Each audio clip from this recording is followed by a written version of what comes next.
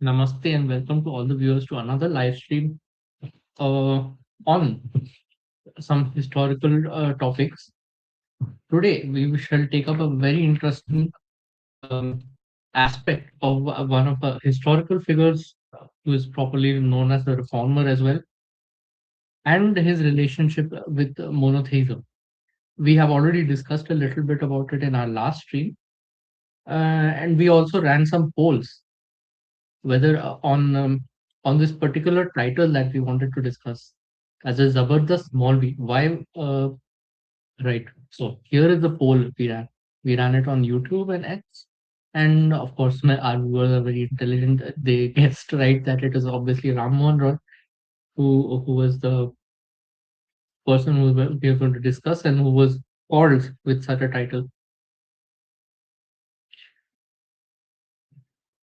Yes. So, any thoughts on this, Rishi and Nocturnal Patriot, before we start off? Greetings to all of the audiences and members over here, first and foremost. And the poll that we organized last time, so the results are in. And correctly, many of the audiences have, like 58% of our audience, at least, who have participated in this, have correctly guessed who are we talking about today. But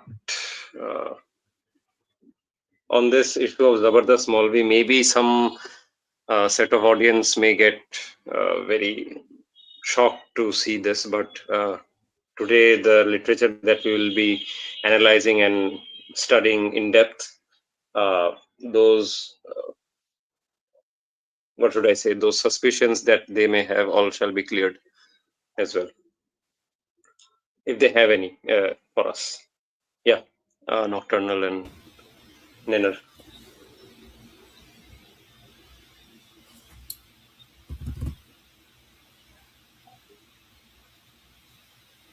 So yes, what I want to basically clarify in the beginning is obviously the title itself was a sort of you can say a rhetorical kind of thing to highlight his kind of you can say his leanings towards Persianate, you can say culture, lifestyle, well, you would say literature as well, because he was very well versed with it. And as we will see, we are going to discuss a monograph by Brijendranath Sheil on on his first book, which is called A Gift to Monotheists in the title translated into English,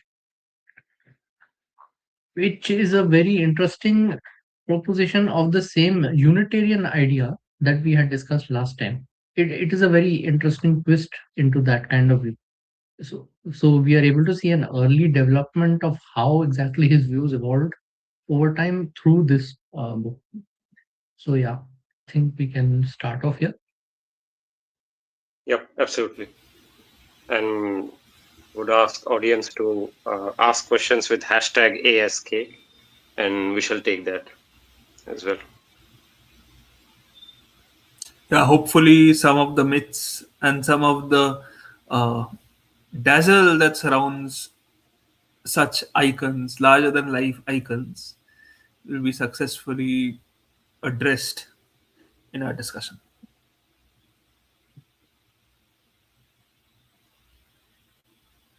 Are you able to see the screen? Yeah. Yes, we can. Yes. So as you can see, this is the book, and this is of course by Ram Mohan Roy, and it is also it has some introduction and some basically a critical analysis by Brijendranath Sheil, though the critical analysis of course biased, given that Dr. Brijendranath Sheil, he himself was a Brahmo Samaji who kind of had the commitment to defend his views through the critique as well. So yes, we start off with that in mind. First of all, I would like to show the exact reference as to where such a title comes about. So the actual fact is that since he was so learned in Persian and Arabic, a lot of the, you can say, the well-learned Maulvi class in Fort William College, they were very well acquainted with him. As you know, that he was you can say, still a reputed translator amongst the Englishmen and those days in Calcutta. So because he read a lot of Persian literature, things like Hafiz and others who we will discuss, he was called a Zabardast Maulvi by these colleague Maulvis at the Fort William College. And later, of course, the glorification reaches other circles where Brahmos, basically his ideological descendants, they also love this title that we have got, you can say, we have got, what is it called? Appreciation from another religion, another corner of the philosophical spectrum. So that was kind of the merit and the merit they saw in these remarks in this title, basically. So yes, an example of how Brahmos use it. So this is the starting of the text published in the Natshiel. So yes, before that, do um, Rishi or Nocturnal Patriot have any thoughts to share? Yeah, so the Brahmo Samaj, in a sense, since it had so many members of the elite society, they loved validation from other communities. So the very fact that one of their icons had received recognition as a stalwart from other circles was something that really made them very happy and jubilant. And they kept, waving that as an achievement, quite understandably.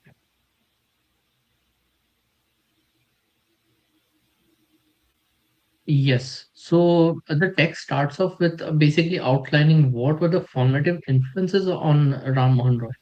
Among other things, of course, you can say the 18th century movements of Enlightenment rationalism, or you can say the reforming corpus of Hindu literature that was coming out of Orientalists that we have discussed in previous streams. The nature of it. Apart from that, second most, arguably, the second most important, you can say, influence on him was that of Arabic philosophy and theology, especially the influences of Greek in it. He was very well acquainted with law, and as you know, in those days, law was meant Sharia law, which was actually being, of course, continued by the British in various forms. And specifically, this is the reference that he himself makes, I think, elsewhere, that he was deriving his thought from the thought of this sect called Mutazallas and the Muwahidis, which is from which the text gets its name, the monotheists, you can say. And there are So, Masonic links as well, as you can see if you go up. yes, I Yes. think this is a different Masonic body, but yes, it is related to that. And of course, they you can as you can see here, they try to downplay the influence of Christian theology by putting it into the last, but That happened to that be one of the was primary influences, as we well know. exactly very well. It was much more important than the Enlightenment rationalism. So, so yes, this is an example of how this term of how the kind of glorification of Brahman was done with such terms. The term, for example, being Zabardast Maulvi at the outset. So this is by Bridget Achia, of course. At the outset, I would sound a note of warning against the indiscriminate use of the rich but heterogeneous materials presented in the Raja's works. For a right understanding and estimate of the Raja's thought and utterance, it is necessary to bear in mind the two essentially distinct but equally indispensable parts which the Raja played on the historic stage. There was the Raja Rammohan Roy, the cosmopolite, the rationalist thinker, the representative man with a universal outlook on human civilization in its historic march, a Brahmin of the Brahmins, a hierophant moralizing from the commanding height of some Eiffel Tower on the far seen vistas, outstretched prospects of the world civilization. Jeremy Bentham's admired and dearly loved collaborator in the service of mankind, the peer of Hume's, the Gibbons, the Voltaires, the Volneys, the Diderots, or any freethinker or rationalist of them all. For him, all idols were broken and the parent of illusions. Authority had been hacked to pieces. He, cosmopolite, was daunted by no speculative doubts, discouraged by no craven fears. For him, the veil of Isis was torn, the temple had been rent in twain, and the Holy of Holies lay bare to his gaze. For he had his disillusionment, was indeed a thorough roue of the monde or demi-monde intellectual. Calmly, fearlessly, truthfully, he probed, fathomed, dissected. And by deep meditation and brooding, he had won a glimpse of the truth. Here is where it gets more interesting. I listen carefully. But there was another and equally characteristic part played by the Raja, the part of the nationalist reformer, instructive, practical social legislator, the renovator of national scriptures and revelations. For the Raja was cast in nature's regal mold. His was the work of half a dozen giants. Giants. His name was Legion, Hindu Pandit, Zabardasht Maulvi, Christian Padri, the Rishi of a new Manvantara or a Yuga, the Imam or Mahdi of a new tradition, the Prophet or a Nabi of a newer dispensation. By what name shall I call this man? So you can imagine Ah, the scale of the scale of appreciation which Brijendranath Singh has breached through this. Menu, just a note. Could you please zoom the page a bit more? The audience. Yes, yes. How much more? Is this better? Uh, I yeah, think this this is is audience. a bit more. Yeah, it's better. Yeah. A Okay. bit more? Yeah, this should be fine. Yeah, fine. Yes. So any Yeah, thoughts on this please. part? Yeah, look at the. It's what should I say? There is a Sanskrit word for it. Okay, like Birudavali. Like when a king used to come at the sabha, so there would be an announcer who would start reciting titles for that king. It used to be tradition even in Mughal courts as well. So this para completely seemed like that, uh, a kind of Birudavali from an acolyte. So he's Nothing blowing else. There's trumpets for nothing. the Raja. The Raja is being Yeah. welcomed. Trumpets are being blown. Also, quite a Yes. bit of blasphemous things are said at last. I won't mention those, but Blasphemous to you can guess practically all religions. Very true. completely. And as you can see here, the term Zabardast Maulvi has come up already. Yep.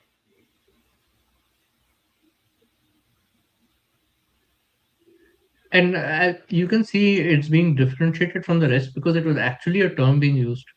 The others are just he has had it himself. This one he could probably recall that it was actually being used for him. And Also, did you notice this? what's noteworthy Yeah, is both that, of that you. he has been called, or rather, he called himself a Brahmin of Brahmins, in spite of having Yeah. forsaken idol worship, forsaken Hinduism, and chosen No, the no, stance he did in life. this is Brijendranath Sheer calling him that. Yes, So I it's mean, not him. he also called himself a Brahmin. Like he bore the sacred thread, and at least most writing about him has acknowledged that he was a Brahmin in a sense. So Even though, he yeah. retained his So caste what? identity. Yeah, I wanted to say to both of you. Did you notice something that how there is this uh, stress upon trying to make him a more better Hindu, or like the great titles which are used for Hindu sages, that has been used more for him. Whereas for other religions, I guess in Islam's case it was very blasphemous, uh, but in Christian's case also he has not been called Son of God. I think that has been left out, Yeah. or he would have been made that as well. Yes, because also he kind of had a special place in his mind for Jesus, right? He can't replace Jesus with himself. Yep. I guess that's where the buck stops for these guys, at least. Very much. He could only be a padri.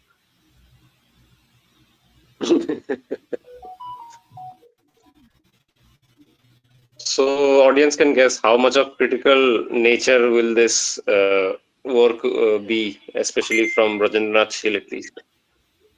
Yes, So, so we have to please be exactly careful. add our own commentary on it to actually sift through the knowledge of this. So for now, we can probably start off. So there are two main sections. First is the text itself, the the translation of it, which we will go through in parts, not entirely.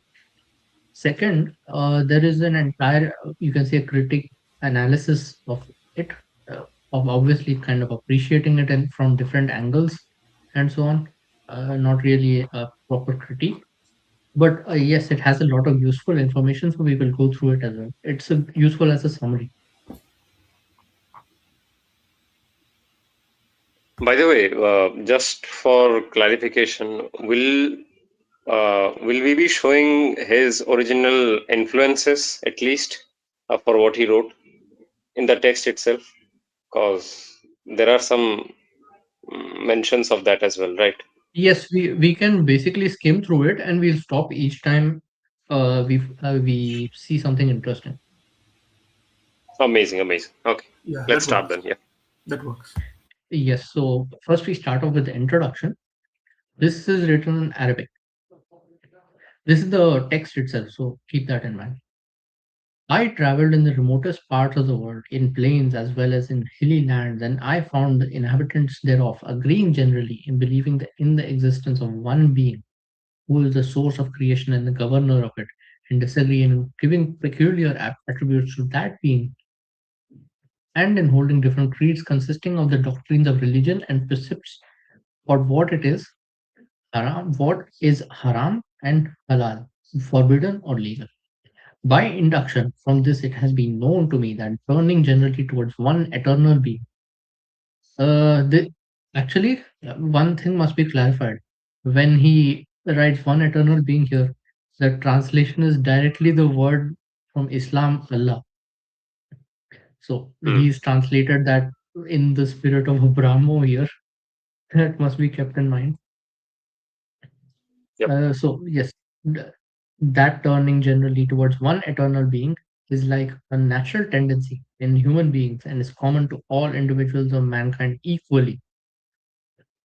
And the inclination of each sect of mankind to a particular god or gods, holding certain special attributes and to some peculiar forms of worship or devotion, is an excrescent quality grown in mankind by custom and by training. What a vast difference is there between nature and custom. Some of these sectaries are ready to confute the creeds of others, owing to a disagreement with them, believing the truths of the sayings of the ancient predecessors, while those predecessors also, like other men, were liable to commit sin and mistakes. Hence, all those sectaries, in claiming the truth of their own religions, are either true or false. In the former case, the two contradictories come together, which is logically inadmissible, and in the latter case, either falsehood is to be imputed to a certain religion in particular or to all in common. In the first case, Tarji Billah Muraje, giving preference without there being any reason for it, which is logically inadmissible as follows. Hence, falsehood is common to all religions without distinction. I have explained this, my opinion, in Persian, as it is more intelligible to the people of Ajam, that is, non Arabians.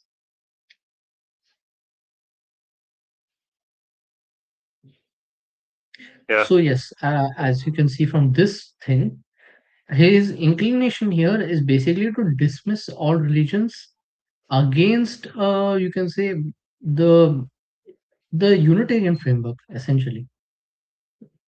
Hmm. Special revelation. I think he's trying to refute that, right? The whole claim which many religions make, at least the famous ones who make. So, Like we Yes. have the truth and others need to learn from us. So he's contradicting that. Yes. First thing is that, and second thing, he abhors the concept of basically giving what you can say attributes to the god, goddess, whatever it is. That Hmm. he sees that because the other people are disagreeing about the attributes, that means they are inadmissibly false.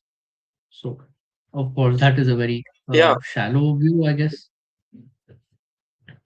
yeah. So let's start from the beginning, right? So he says that he went to, what did he say? Remotest corner of the world and so on. Uh, Yes, at least when he's writing the text, this what he said is false, right? He did Exactly. not go to any remotest corner of the very world. well. So He he did not go Feel uses free much to further hyperboles than comment on Bengal this. because anywhere. back then very few could afford to travel to the remotest corners of the world, and also knowledge about most parts of the world was pretty scarce. He had money enough to travel to certain choice destinations in the world, and to most Indians who didn't have access to that kind of uh, money, that was a big thing. So that was that. In this time period, it's the 1800s. He had not even technically left Bengal presidency. He had been to, as far as I know, he had been to Patna. He had been to Kashi. At most, he would have visited Bhutan with John Digby. He at the story about him going to Tibet is obviously false. Entry of outsiders in Tibet was forbidden at that point in time. Fantastic. So he uses this opportunity to exaggerate and, yeah, make false claims in his book. Yes, he probably even And never left then British territory. and then we see something else as well. So he now makes a broad claim without any evidence at all that everyone that he met, every single human being attests to this existence of one being who is the source of creation and yada yada, the usual stuff that we know. Again, here he has for the so-called rationalism that he is proposed to have had, like the reviewer, critical reviewer, quote unquote, said in the introduction that we read. Nothing that he claims over here makes any sense as far as that rationalism is considered. At least give some evidence to It it, does not stand like against its how own people think. his own rationalism. Yes. Yeah, like how could you make such a claim at all? It makes no sense, at least to me. And then the thing that he says, right, that okay, so everyone has this notion of one being, but the difference that comes in is because they have some peculiarities about attributes of that being or the attributes of those creeds that they have, on what he also uses the word haram and halal, like what's forbidden and what's not in those creeds. That is where all the fights are going on, and And nowhere else at here all a whatsoever. kind of strain of liberalism shows up, where he believes that these attributes, they are essentially a product of the training that one receives, and that training is of course by custom or tradition. So he believes Yeah. that there is a difference in which a man would by nature come up with a conclusion and by custom. So this is a very, you can say, Lockean in a sense. So it is liberal. He does What an kind of come to the amazing. conclusion of So he attempts a kind of blank Unitarian states. reconciliation, that in a sense everything is the same, but only the traditions and the customs are keeping communities detached from one another. Yes, I'm saying the name of John Locke because he also propounded the idea of the blank slate, right? Essentially, Rammohan is starting with the same assumption. Yeah. Beautiful. It's a great example. Yep. Yes, so with that in mind, we can go on after to the part after the introduction. So I shall keep reading. If you guys find anything interesting, just interrupt me. Yeah. So, a gift to the believers in one God. In Persian, happy is the time of those persons who persons who are determined to discriminate between the conditions which are found in individuals owing to custom and frequent association, and those intrinsic qualities which are the results of the cravings of nature in species and individuals, and try their utmost to make an inquiry into the truth and falsehood of the different principles of religion held by different people, unbiased in favor of anyone, and scrutinize even those propositions which are admitted by all without paying any attention to the position of those persons by whom they have been accepted. Because to comprehend the real nature of things created for different purposes and to know the ranks of different acts whose effects are latent, both of which are the essential parts of human perfection, are in themselves extremely difficult.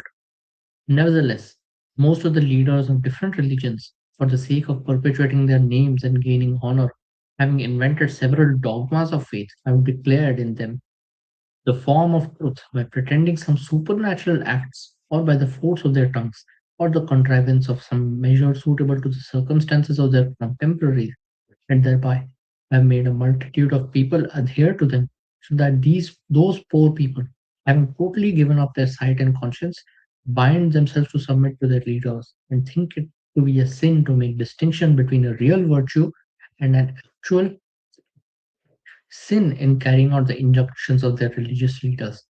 Out of regard for their religion and faith, they think of such acts as murder, usurpation, and torturing others, although they may be of the same species and offspring of the same parents, acts of great virtue. And having an impression that a firm belief, literal pure faith in the, I think, what would pure faith translate as in the Islamic words? Do you have any idea?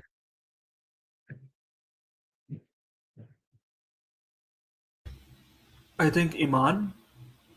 Uh, probably. Deen, Iman.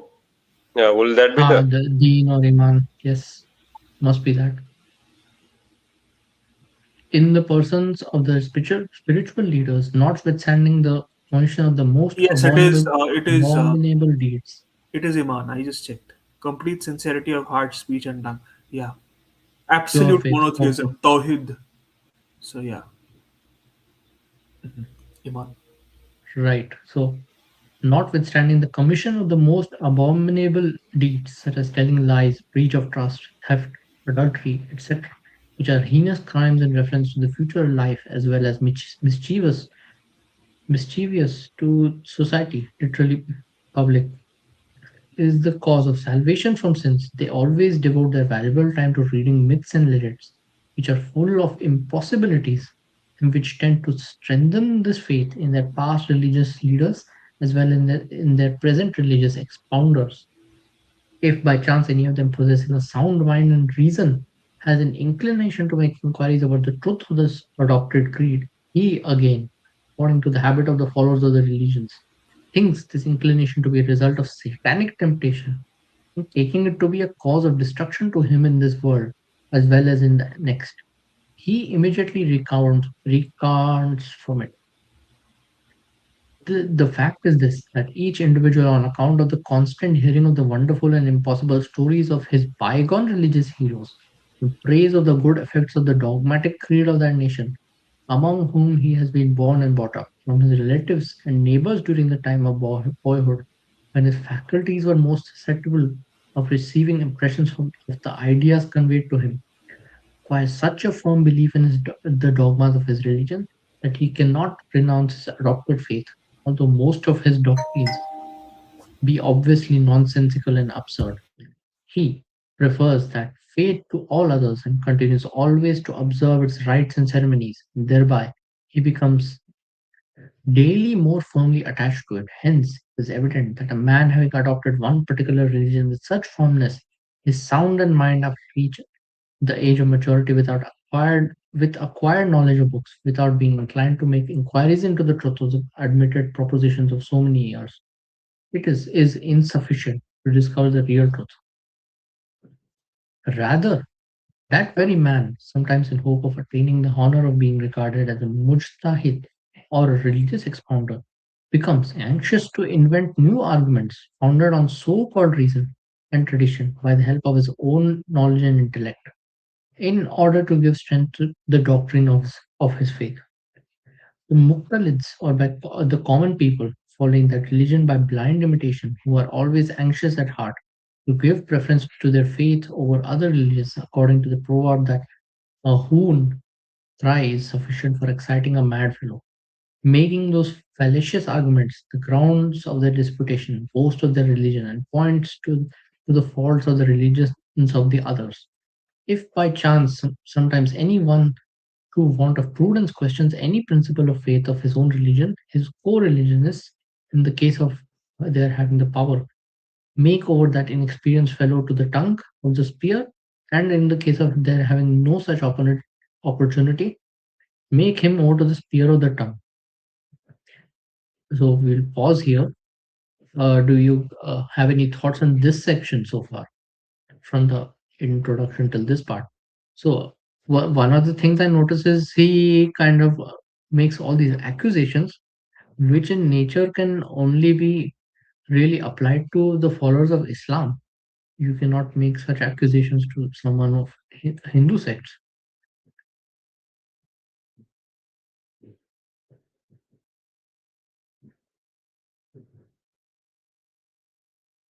Hello?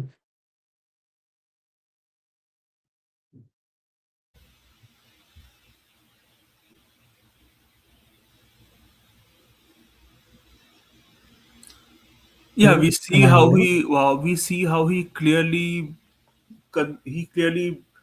highlights certain beliefs as dogmas, and he believes that dogmas are keeping people backward and binding people to nations and their heroes, and keeping them away from what true religion wants to teach them.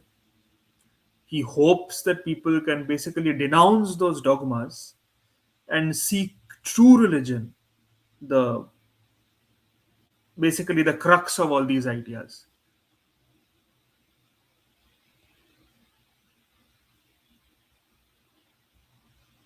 So he makes such a suggestion. Although we do know that this may not be true for all religions and all communities. So he's making some very odd generalizations here. And that generalization which he makes is important because he also writes at the end of his introduction that he has written it in Persian, so it is more intelligible to the people of Ajam, that is not non-Arabians. So his audience might have been Hindus itself. Precisely.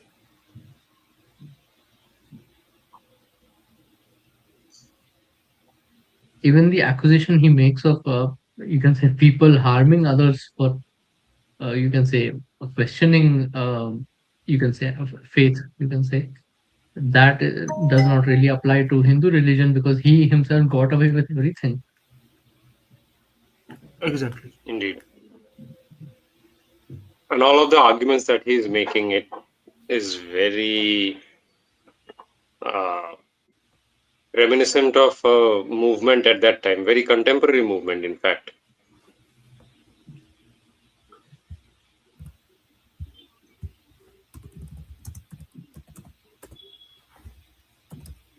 Yes.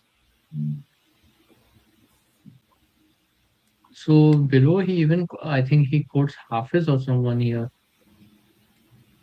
I guess Sadi Hafiz, he knew them very well. Yeah, he didn't mention who he's quoting.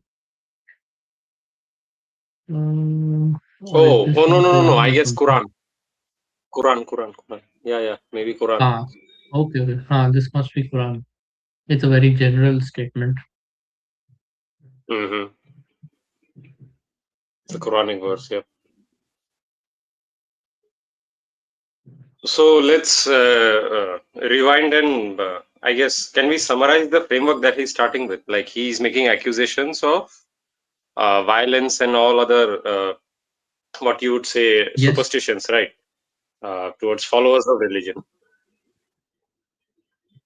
And So, the for example, so-called he makes justifications the which are made example by here. those followers of the.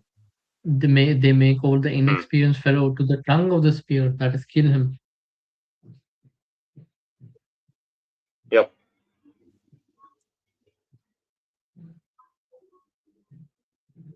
And So of the course, influence of as we these go leaders ahead, over their he followers. he brings up the topic of think they having a firm belief in the sayings of their leaders, think some stones and plants or animals to be the real objects of their worship, and in opposing those who may attempt to destroy those objects of their worship or to insult them, they think shedding the blood of others or sacrificing their own lives an object of glory in this world and a cause of salvation in the next. He is basically justifying breaking idols right away. Yeah, breaking idols, killing animals, and he's saying that doing those things is perfectly okay, but to respond to that, that is very bad because somehow human lives are much more in hierarchy. This is classic liberal thought, right? We are getting the vibes of it already. Very much so, Not very much just so. him, we even notice Brajendranath Sheel, who is writing the book, he clearly seems to be speaking in favor of splitting open the temple of Isis and seeking true Ah, religion hiding behind the idols of Isis and so on. So that is there. So absolutely. the attitude of the author is pretty palpable. So it's understandable You know, why it's he would pretty, praise. you can understand the nature of Brahmo Samaj as a sect being very iconoclast towards the, you can say, the traditional Hindus. True. Indeed. Or rather the old world in general, because whatever view they held towards the Egyptian faith was it's understandable that they held a similar faith towards Hinduism and they just saw the idol worship and nothing beyond. Yeah, they equated all of them altogether.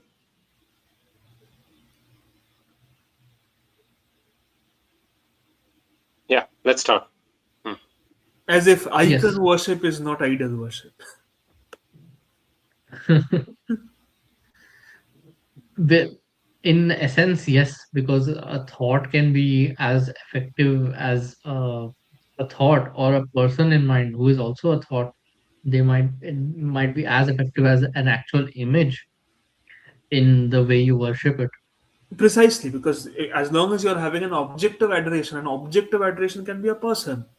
It can be a symbol. This Like we specific thing have is called crosses hero involved. We worship. have a book involved. They, the All Greeks devotion, especially, they would make temples to their heroes and so on. precisely. Many other countries also do it, like China and others. Focusing and Yeah, concerting all attention towards one icon or one person or one book or one building is basically idol worship. So I don't know what they're talking about.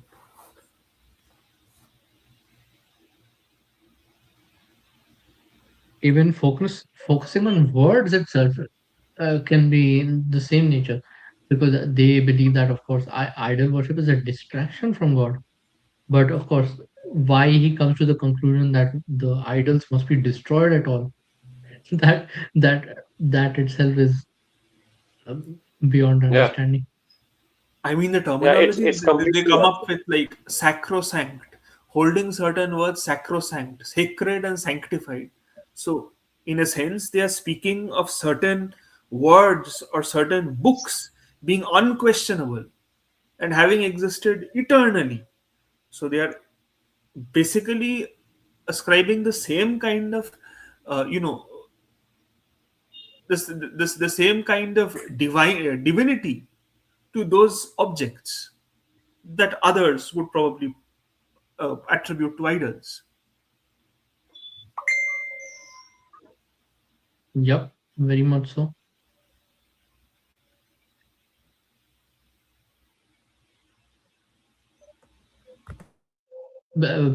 Basically, a lot of this might sound liberal because Ramon, through his, you can say, Persian learning, his Arabic learning, his Islamic learning in general, he was very acquainted with their basically with their schools of logic.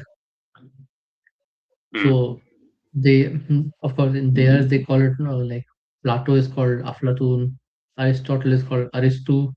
So through them, he knew a lot about those streams of logic, which sound like European liberals, but it was essentially Greek. Yep. And also the access to Persian poets as well, right? Hafiz and others. especially Hafiz, Yes, if we as we will can see ahead. cite him. Yep. He's an interesting character, but yeah, let's continue. So this is interesting. Although it is an undeniable fact that the social instincts of mankind make it necessary that the individual members of the species should live and dwell together permanently. Yet, as society depends upon individuals expressing and understanding the ideas of each other, found on the existence of some rules by which the property of one is defined and distinguished from that of another, and one is prevented from exercising oppression over another. So, all the races inhabiting different countries, even the inhabitants of far off islands on the summits of lofty mountains, have coined words to indicate certain ideas and invented religions on which the organization of society depends. One thing I would like to point out, this is basically the liberal thesis. Nothing else. First, Yeah, he John talks about Locke. property rights. This is property rights. Second, that you do not exercise oppression over the other. You are free to do whatever you do That's in right. your limits, and you do Yep. not overstep into others' rights. This is nothing else other than the liberal thesis. This is the pain principle. Pain principle, right? Like your rights extend to someone's where someone knows starts. That sort of rhetoric, Yes, which is I believe it might be Thomas Paine who said that, but it is liberal. Yeah, he's also liberal. amazing. So yes, How this is being repeated here. he basically found it out from first principles through his own reason, or maybe he got the ideas. We are unsure whether he was exposed to English literature at the time or not. Yeah, yeah. We'll go into that as well. Yeah. Let's go on. Yeah. Yes, as the foundation of the permanence of all religions is based on the belief in the existence of the soul, which is defined to be a substance governing the body, and on the existence of the next world, which is held to be the place for receiving compensation for the good and evil deeds done in this world. After the separation of the soul from the body, they, mankind, are to be excused for admitting and teaching the doctrine of the existence of the soul and next world, although the real existence of the soul and next world is hidden and mysterious. For the sake of the welfare of the people, and they simply for fear of punishment in the next world and the penalties inflicted by the worldly authorities, refrain from the commission of the illegal deeds. To believe in these two indispensable doctrines, hundreds of useless hardships and privations regarding eating and drinking, purity and impurity, auspiciousness and inauspiciousness, etc., have been added, and thus they have become causes of injury and detrimental to social life and sources of trouble and bewilderment to the people, instead of tending to the amelioration of the condition of society. So the question does arise: what is like? What is his definition of social life? What is And it what is that he what is it aiming with that is being in? amelioration? By Yes, precisely. removing restrictions on eating and drinking, by removing restrictions on purity and impurity, what Auspiciousness by and removing auspiciousness and a sort of inauspiciousness as well. amelioration will be attained. That's what he Ah, is claiming. So we can see here the flattening of all. What should I say? The flattening of all boundaries. He has started that. The whole liberal project itself. yes. So continuing, holiness to God. That is, it is strange to say that notwithstanding these ardent enthusiasms on the part of the mujtahids or doctors of religion, by mujtahids he means basically propounders of any religion. Yeah. There is always an innate faculty existing in the nature of mankind that if any person of sound mind, before or after assuming the doctrines of any religion, makes an inquiry into the nature of principles of religious doctrines, primary or secondary, laid down by different nations, without partiality and with a sense of justice, there is a strong hope that he will be able to distinguish truth from untruth and the true propositions from the fallacious one. Also, he will become free from the useless restraints of religion which sometimes become sources of prejudice of one against another. and causes of physical and mental troubles will turn to the one being who is the fountain of harmonious organization of the universe and will pay attention to the good of society. Again, he quotes the Quran here. It Hmm. is ought to be noted that the followers of certain religions believe that the true Creator has created mankind for discharging duties connected with the welfare of the present and future lives by observing the tenets of that particular religion, and that the followers of the other religions who differ from them in articles of faith are liable to punishment and torments in the future life. And as each particular class differs the good results of their own acts and the bad results of the practice of the followers of other religions to the life after death, therefore none of them can refute the dogmas of others in this life. Consequently, they sow the seeds of prejudice and disunion in their hearts instead of sincerity and condemn each other to the deprivation of eternal blessings. Though it is quite evident that all of them are living here equally enjoying the external blessings of nature, literally heaven. He translated nature as heaven here, or heaven as nature, such as the light of the stars, the pleasures of the season of spring, the fall of rain, health of body, external and internal good, and other enjoyments of life, as well as equally suffering from the inconveniences and pain, such as gloominess and of darkness, severity of cold, mental disease, narrowness of circumstances, and outward and inward evils without any distinction by reason of their being the followers of a particular religion. Uh, I think in this case he's calling out Hinduism itself. Do you think so? Or he might even call out Islam in this Yeah, case. possibly, because if because Islam also, he did bring up the concept of haram and halal. That is a concept of auspicious and auspicious.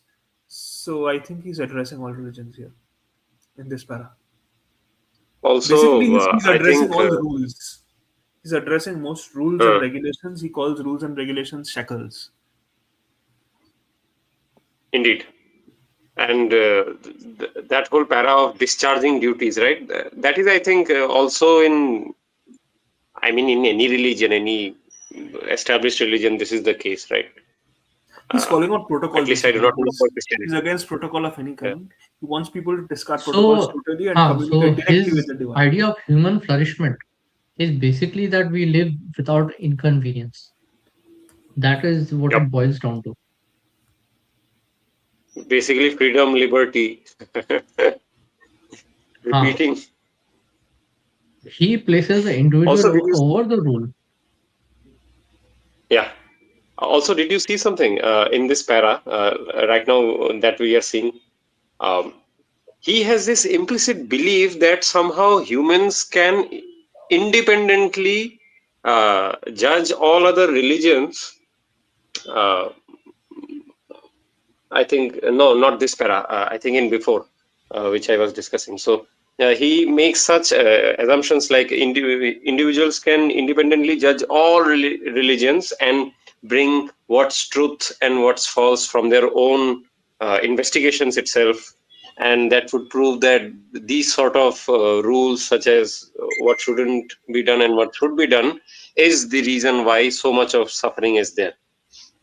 And uh, in this para, at least, he's making this claim. I think he wants to show the hypocrisy of the religious people, right? That, okay, so you say that following these duties and all, which is like said in your religion, will give you happiness and so on, but that's not true, because all of you, irrespective of religion, are experiencing same sort of sufferings and blessings as well.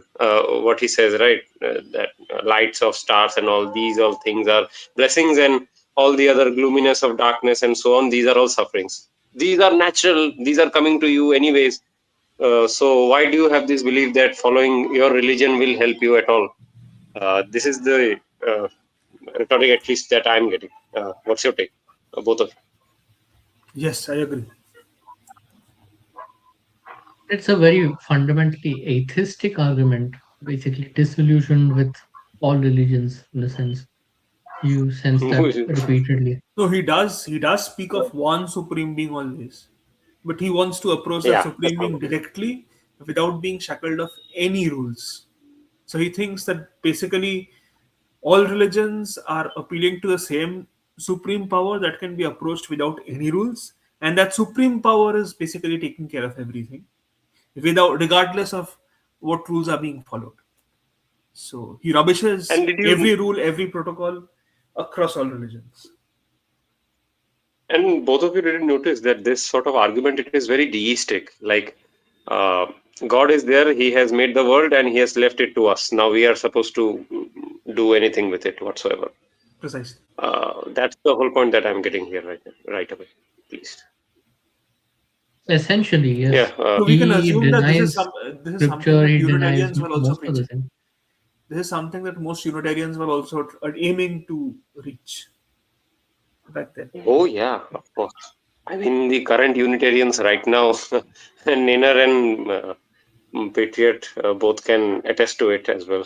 The kind of movements that they involve in, these sort of arguments might be basis for that.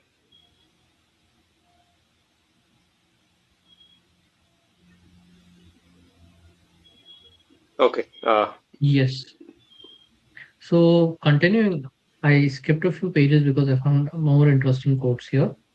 So I will read this part. When inquiries are made about the mysteries of these things, which are so marvelous that reason hesitates to believe in their truth, leaders of religion sometimes explain for the satisfaction of their followers that in the affairs of religion and faith, reason and its arguments have nothing to do, and that the affairs of religion depend upon a faith and divine help.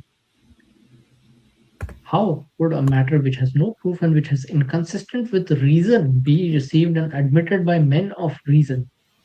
As you can see, his fundamental focus falls back to reason in all instances here.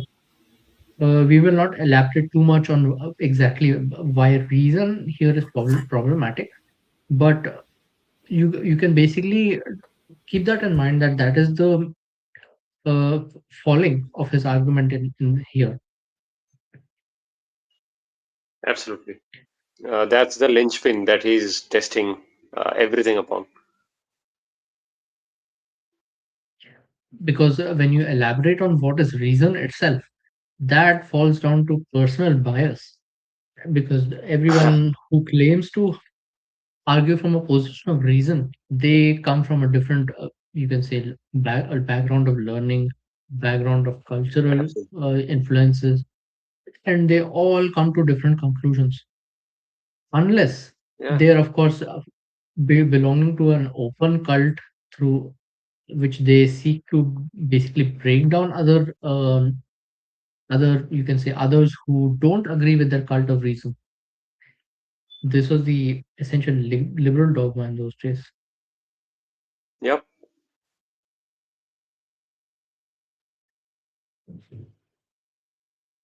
And yes, here it comes the quote of Hafiz. So the disputes of 72 sects are to be excused because they, not finding the truth, have trodden the way of fables or nonsense. So Hmm. he is basically taking the line which has been taken by other Islamic scholars long back as well. Yeah. Especially someone who was seen as very free-minded, even in their society as well. Hafiz and others. Yes. So continuing, this part I think is quite interesting. We can discuss this. So, whereas on account of distance of time, the great superhuman powers of the bygone leaders of different religions are impossible to be proved by knowledge gathered by the external senses, which under certain conditions impart a positive knowledge. Therefore, the doctors of different persuasions, relying on the faith of their followers, have made the idea of Lavatu, traditions proved by a continuous chain of general reports, have means of proving such things. Essentially, we can translate this word as Shabda Praman. If Rishi, I think you might agree with this. Traditions proved by a continuous chain. Yeah, we can. Of general reports. Over here, I think. Yeah, over here, I think he is also referring. In fact, sorry. So to clarify, even in Shabda Praman, I think this will be seen as Aptavakya, that sort of thing, like lineage of various giants in a tradition who have said some things and which are still being continued till today. that kind of a narration chain. That would be the Yes, so technical basically on within this, Shabda flow. what he says is that now with a little consideration of the true nature of the idea of a tavatur, which produces positive belief, and positive belief means a claim, and a tavatur Hmm. assumed by the followers of religions, the evil of this fallacy can be removed. Because, according to the followers of religions, tavatur is a report coming down from a certain class of people to whom falsehood cannot be imputed, but whether such a class of people existed in ancient times was not known to the people of the present time through the medium of external senses or experience. Rather, it is quite obscure and doubtful. Besides, the great discrepancies in the traditions of the bygone leaders of each religion indicate the falsehood of their ascension. If it is said that the truth of the statement of the first class of people who reported the miracles of their leaders as eyewitnesses is to be proved by the statements of the next class, who were their contemporaries, and so for proving the truth of the statements of the next or second class, the evidence of the third class must be added, because the truth of the statements of the second class also wants a proof. And likewise, for the truth of the statements of the third class, the evidence of the fourth class ought to be added, and so on till it would reach the people who live in the present time, and so this chain or series of evidence will come down gradually to posterity. It is clear that men of sound mind will hesitate to reckon that class of people who coexist with them to be a perfectly truthful people to whom falsehood cannot be imputed, especially in matters of religion.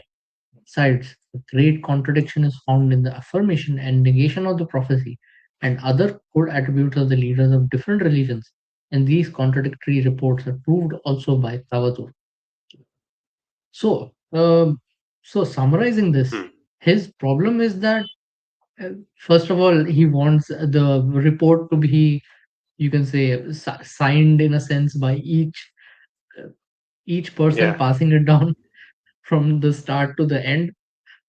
Second, he immediately jumps to compare with other religions. So he does not find one particular tradition true. Rather, he wants to compare to all traditions. And why would As one tradition be false if the others are contradictory to it? That does not make sense. It might be the yeah, first as if tradition is actually true and the rest are contradictory, so they are false. yeah. Also, in many cases, we do not see all of them reporting that very same incident itself. So the idea of, oh, he's contradicting, that's completely wrong. It won't make any sense. They are in various geographies. They are making their claims, and the contemporaries know it, and there is no other way for anyone else to know them at all. So to allege any sort of contradiction over there, as if they are witnessing that very same incident itself, is completely wrong. Yes, I do not see the logic in this, frankly. It's very Yeah. vague. Also, Mm, yeah, also, did you see something like what he says in that whole point, like the miracles done by the founders, which is attested by the followers, and then so on and so forth. When it comes down to someone who is contemporary of the arguer, he says that, oh, the arguer knows that the one who right now he sees, that guy is not at all very good, and therefore what he says about someone else in the past, that cannot be good. I mean, what the hell? What kind of argument is this? How is someone's right. personal credibility right now is at all dependent upon whether or not he has said something truthful or not about that guy way back in the past? You have to look at things in their own boxes at least, right? Someone might be very wrong, like horrendous. In this case, let's take for example, if I am really angry over some Samaji, Brahmo Samaji right now, like he's very licentious and so on. But if he says that, okay, Rammohan did that, Rammohan petitioned against Sati in UK Parliament and so on, why would I deny that because of his personal misgivings and so on? That would be nonsensical as hell. But I do not know what kind of argument is this. And even an Or maybe argument I must which have. would, you can say, come down as a tradition to the Brahma Samaji, as a fact, you can say. You would not dispute it as a fact of their religion. they would actually know Yeah, it to be true as passed down in that version, right? He would not lie about it. indeed. Otherwise, he is obviously untrue to his own faith. Yeah, absolutely. And to judge someone, I do not try to judge the narrator. I need to judge the damn character who is being talked about right there and then. Like if someone says that okay, Ram Mohan was a great scholar and so on of Sanskrit, I will judge Ram Mohan's writings. Why would I judge the uh, someone who's presenting that fact to me and judging his personal character and then determining whether or not Ram Mohan was a great guy or so on? Precisely, and Makes no that could sense. also be a dumbed down version, or the version the author wants to make us see. But why would we want to rely on that version when we can study the character himself or herself? Yeah, absolutely. Being literate people. Yeah, and also we always make this judgment, right? That okay, so, we do not know about the past at all, so we have to depend on someone who's there, and based on that, we have to work out our own situation. And showing skepticism over there makes no sense at all because what's the reason for the skepticism at all? Have you found any counter evidence at all that is generating that skepticism? Because if that is not the case, then this is an argument. This is a fallacious argument. At least that's I think. What do you both think? Anything that you both have to say I think he on does this? elaborate on it a little further down. We can discuss this. Okay, let's go. Yeah. So he says here, by this assertion, the following arguments adduced by the doctors of religion are easily refuted. They say, firstly, how are those people who believe in the narratives regarding the ancient kings, owing to their being inserted in history and received by Tawatur, or succession of traditions, to be justified in rejecting the facts relating to the supernatural works performed by the leaders of religion, which are mentioned in ancient books and are proved by Tawatur or traditions of nations from time to time? And secondly, how can those who, in spite of difference in color, shape, manners, and of the offspring of a person from him, and in spite of the real fact of their paternity being hidden from them, believe in particular descent on or births only from the general report of Tawtur, hesitate to believe in the holiness and miracles of ancient mujtahids, which are also transmitted by the same process of Tawtur? Inasmuch as the narratives regarding the bygone kings, for instance, the accession of certain kings to the throne and his fighting with certain enemies, are such facts as were then reliable and unanimously agreed upon, while the narratives of those supernatural works are contradictory and are most wonderful. For so he says that the narratives about the kings are unanimous and reliable and agreed upon. This is also not true because we, of course, see Yeah.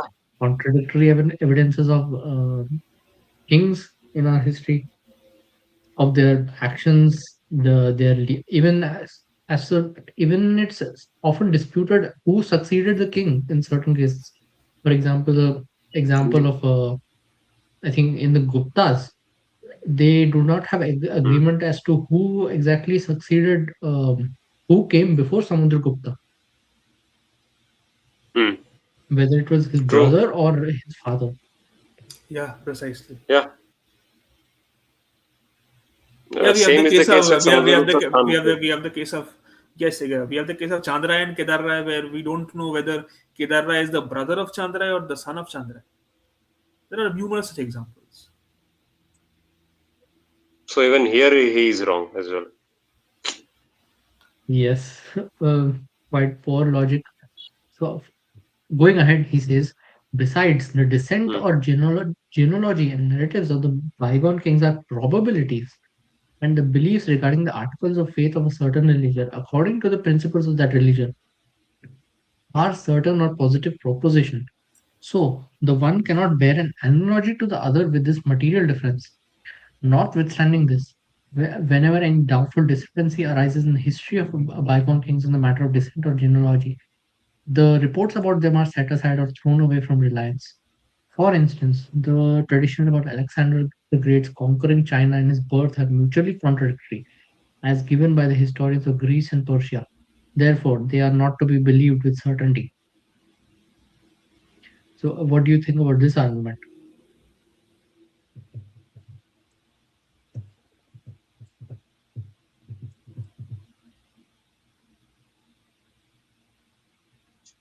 Uh, uh, So whenever he Patriot. encounters any discrepancy, he is ready to discard the entire argument. Uh, that's what he's suggesting. Uh, Essentially. Which is amazing. but the same question can be asked about the faiths he seeks to defend. Are those faiths absolutely devoid of discrepancy? No, no, he is denying them itself. He is denying his other faiths also. So he's starting off at a very strange position So that is he all of denying? them are Is he true. denying? Is he denying virgin birth? So there is one line here which will be interesting for you. For instance, the birth of individuals of any species of animals from their parents is a visible thing, but the birth of children without parents is quite contrary to reason. He Uh-huh. might be denying that, Yep, he is doing that. but he does accept it elsewhere. Exactly.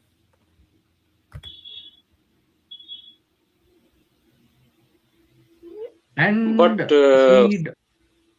yeah, yeah, like just because so I think what he'll argue, okay, so let's steelman his position, right? So what he'll do is he'll say, okay, so natural facts are something which is completely agreed upon by everyone, but because narratives have so much of discrepancies within narrations itself, like if someone is mentioning this, then the other mentions something else, so therefore this should be regarded as false. Now, for me, this case is very nitpicky, or I should say cherry picking, right? So he is comparing a direct effect of nature itself, which is experienced by our body, regardless of what we, how we interpret it, or even. Okay, so we can even refute that as well. So there are some children, right, who do not experience pain because they have some sort of nerve disease. I do not know the name of that. So when they experience burns, or even like when they are hit, they do not react at all. That sort of problem is noticed by many. So should we say now that narrations of nature itself is false because there are certain set of people who do not experience pain when they feel burns and so on? Should we be also attesting to that fact as well, and uh, start being skeptic towards even natural events because of that sort of phenomenon? This makes no sense at all, at least to me. Any and points on my also, argument, at least? so also the he has not really elaborated on the nature of reports. The reports which he, you can say, he kinds of holds more reliable in case of genealogies and you can say kingly histories. Those they are less reliable than you can say tradition in a sense, because they are not passed down in the same manner. They are usually written down, or they are they usually written down in mostly, if you see. Hmm. Yep. And But and for in the many cases, uh, like even we see in the case of Raj Tarangini, a lot of facts hmm, come up that which are kind of contradictory. As an example, hmm.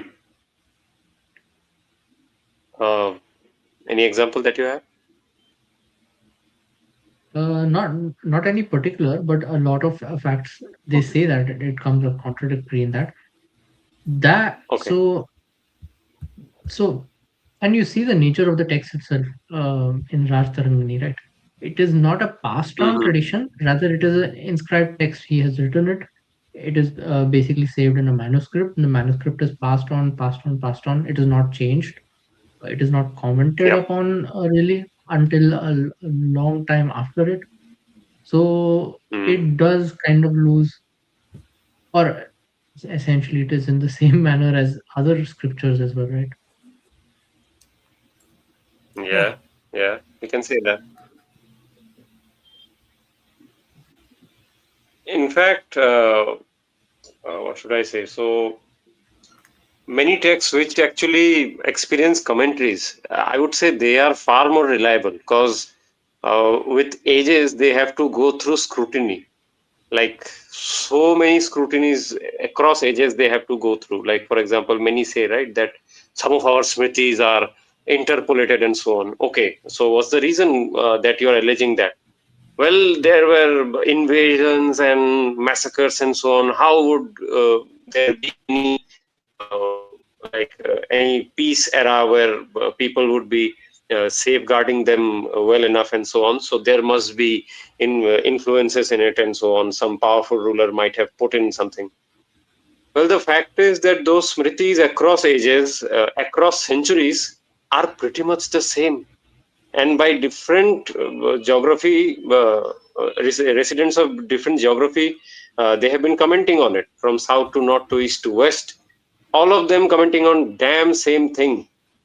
And at that very time when invasions and all sorts of things are happening, so traditions have ways of keeping things robust. We see that, in fact. Precisely. So this allegation, I don't see any merit And to it. there are Puranas, for example, which even document the ascent of Dhanananda.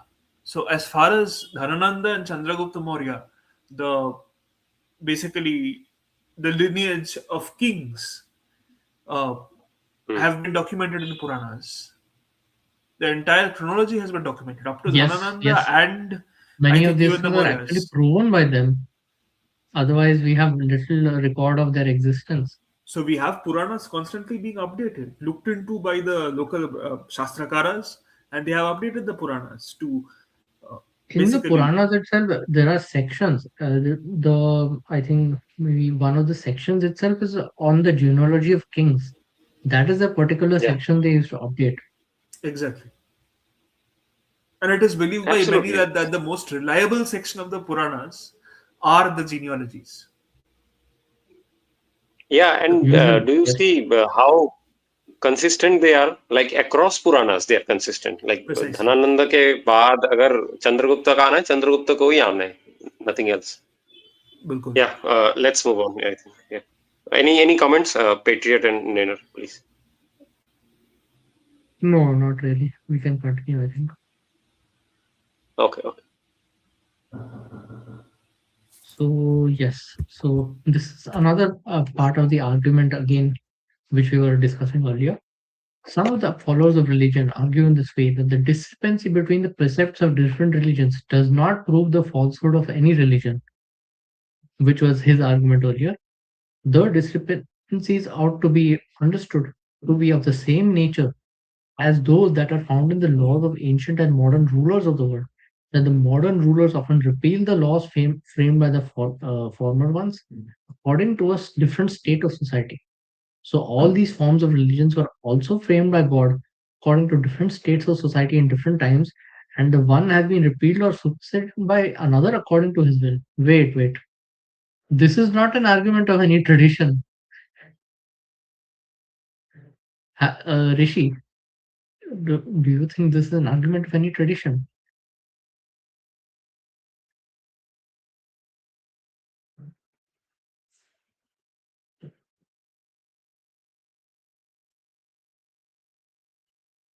Hello, am I audible? Yes, yes. Please. So did you read this part?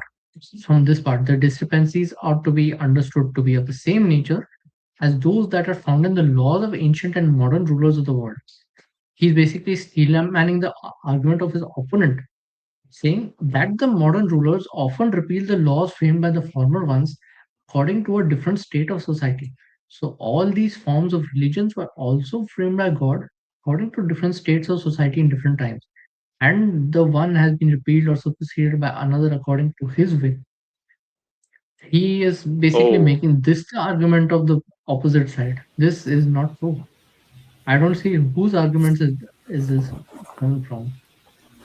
yeah, I do not know. Like, is he trying to argue the position of Islam at least? Like, let's take, for example, what Islam would say, right? That we are the latest iteration of the religion, and the ones before, they are corrupted. Like that's the argument, right, that they give. Yeah, at least there's a doctrinal argument that the texts have been But corrupted, and even therefore ah, God has made this. even they would not Most say that. Abrahamic religions argue that. I mean, they have these Yes, yes, but uncorrupted books which have been tempered over time. But yeah. but even they would not argue that, say, you can say Hinduism or Buddhism, they are also doctrines of God, but they are in a different state of society. Yeah, That is a they very won't. strange argument. Yeah, they won't do that. Even Hindus won't say that. Nobody says this. He has cooked up an argument which nobody actually uses. So his I don't know. reply comes in. Okay, yeah, let's see. My reply to this argument is that the rule or government of the true God, who, according to the belief of the followers of religions, that acquainted with the particular state of ever particle, who is omniscient, to whom past, present, and future times are equally known, under whose influence the hearts of mankind can be turned to whatever he wishes. Okay, he gives a lot of uh, flowery Yeah, praises. too much of sophistry. Uh, Yeah. till where he gives it. Oh my God. Till here, bears no analogy to the rules or governments of human beings, whose wisdom is defective and incapable of understanding the end of every action, and who are susceptible of errors or mistakes, and whose actions are mixed with selfishness, deceit, and hypocrisy. Is not this Ah, sort of analogy between two things which differ in essential qualities? Besides this, there are many strong objections to holding the above opinion. For instance, the Brahmins have a tradition that they have strict orders from God to observe certain ceremonies and hold their faith forever. There are many injunctions about this from the divine authority in the Sanskrit language, and I, the humble creature of God, having been born amongst them, have learned the language and God's injunctions by heart. And this sect, Oh, having confidence in such divine so there. injunctions, cannot give them up, although they He have been declares made subject himself to a many Brahmin and troubles. says that he cannot give up those rituals. No, So no, yeah. they cannot give up. The Brahmins cannot give it up. Brahmins. Oh, okay, Brahmins okay. cannot give up. Yeah. Okay, speaking of They cannot give it up, although they have been made subject to many troubles and persecutions and were threatened with death by the followers of Islam. The Oh, followers of oh. Islam, on the other hand, according to the purport of the holy verse of the Quran, and Yeah. No need to. wait, I No need explain. to chant this. Yeah. No, no need to say this. And quote authority from God that killing idolaters and persecuting them in every case are obligatory by divine command. Among those idolaters, the Brahmins, according to Muslim belief, are the grossest idolaters. Therefore, the followers of Islam, always being excited by religious zeal and desirous of carrying out the orders of God, have not failed to do their utmost to kill and persecute the polytheists and unbelievers in the prophetic mission of the seal of the prophets and the blessing to the present and future worlds. Now, are these contradictory precepts or orders consistent with the wisdom and mercy of the great, generous, and disinterested Creator, or are these a fabrication of the followers of religion? again, he brings up disinterested creator. The like No. See the point. where he made the argument. So he brought up the you can say the practices of Brahmins very vaguely. Then he brought up the precepts of Islam. Then he says that Hmm. both are contradictory. Hence, they are both fabrications. Not that either Which is a is because, fabrication. Not that either yeah, is a fabrication. Both are fabrications. because for him, uh, both are followers of both these two religions, quote unquote, are followers of one damn same God. And he makes the assumption that Rishi pointed out that this creator deity is great, generous, and disinterested. So yeah, has created the world and left it to its device. Yeah, left it to your own laurels for us to be exploited and so on. But this assumption itself, right? Both of you, I would like both of your comments. Like this assumption itself that the Brahmins are worshipping that same very God, and they are saying that the commandments of that God they are following, It's and confirmation followers bias. of that very God in other part. they are saying that we are following dictums of that God and ending your lives. This is basically But the confirmation fact bias. is, He wants all the yeah, gods to be the same. In order for all the gods to indeed. be the same, the Brahmins have to be, So their that kind of activities stream of thought, to be which you justified in can that say manner. a Sorry. lot of you can say the followers of Kabir and all those have, right? They try to Yeah, equate meaninglessly between the deities of one faith Precisely. and another. So ah, that kind of stream of thought was in his head so deeply. He is so deeply. constantly Or he had equating deliberately between. internalized it, or he wanted to use it to consolidate his own argument. Which we see right in the preface itself, where he says, I have met all sorts of people, and all sorts of people have agreed to one damn thing, that they all believe in one God, Yeah, and they are probably he worshippers was of that looking for a very God. specific type of people. He was seeking out a specific type of people, for sure. Like he doesn't even understand that that these sects may be making these arguments as well, that okay, we do not accept the God of theirs. Like it doesn't even come into his head. Like Yes, our at least perception read of God that. is different. Our God has different His attributes, has different qualities, has so different when they wants from might have us. said that as well, he would say that they are only disagreeing with the attributes of the god, not that it exists. Ah, But that is such a shallow reading. yeah, and the answer would be, at least one That of the means religionists would be the he fact. just cares about the god existing or not, not nothing beyond whether the god has Yeah.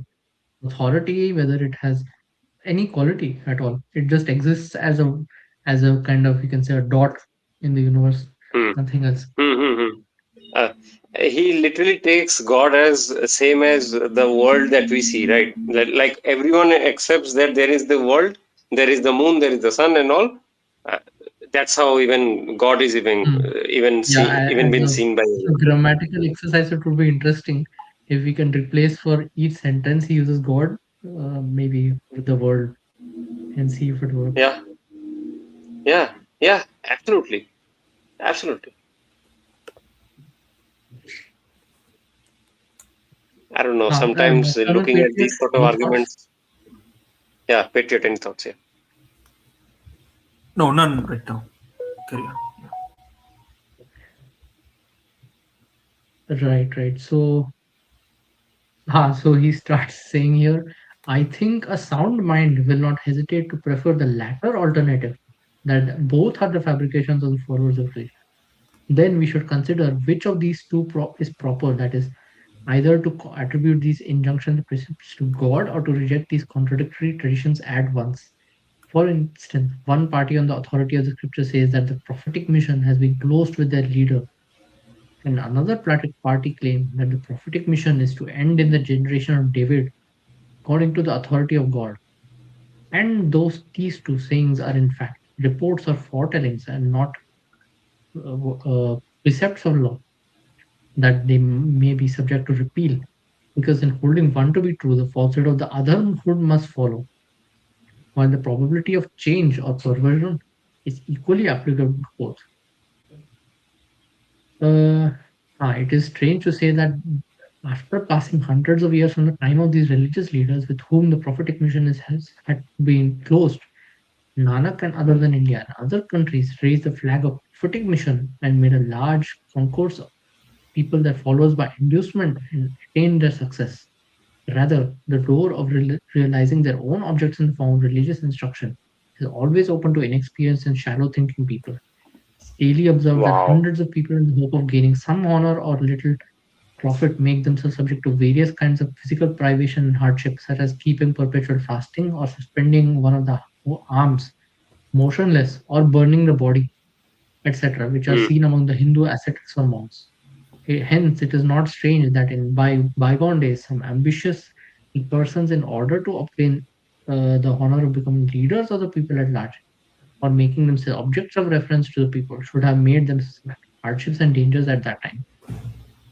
Wow. So he is ascribing the act of basically going through the hardship, Austerities. Yeah. austerities, just to become leaders or just to become objects of Gain reverence. followers. Yeah. Hmm. And did he just diss Nanak above? No, no, he's praising him as a, you can say, one of those Okay. who basically raised the flag of the prophetic mission even after it was closed. Yeah, and So he is later that basically line you said. dissing the prophetic mission or the claims of the prophetic mission by saying that somebody else came and said the same things you said later as well.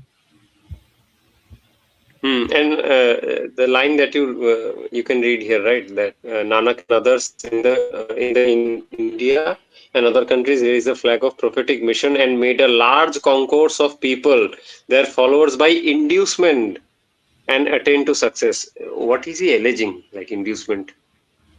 What is he trying to say? Like they uh, sympathized By with their probably that same recent. thing that by the same penances he argues against. Huh. So, in a sense, as you can see, he mentioned the act of burning the body.